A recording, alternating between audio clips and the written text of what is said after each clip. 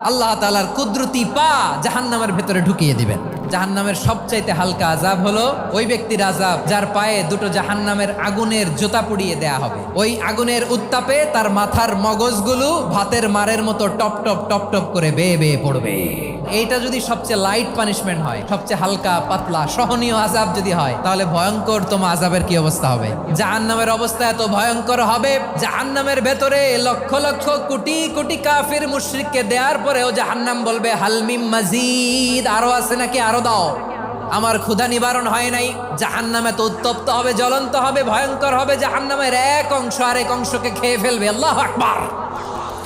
জাহান্নামের রক্ষী ফেরেশতারা কি করবে তারা নিজেরাও বুঝতে পারবে না। কোনো কিছুতেই যখন জাহান্নামকে শান্ত করা যায় না, আল্লাহ তাআলা তার কুদরতি পা জাহান্নামে ঢুকিয়ে দিবেন। দেওয়ার সাথে সাথে জাহান্নাম থেকে আওয়াজ আসবে, কাত বিইজ্জাতিকা ওয়া বিকারামিকা, আল্লাহ আপনার ইজ্জতের কসম, যথেষ্ট হয়েছে, আর লাগবে না। সুবহানাল্লাহ বলেন।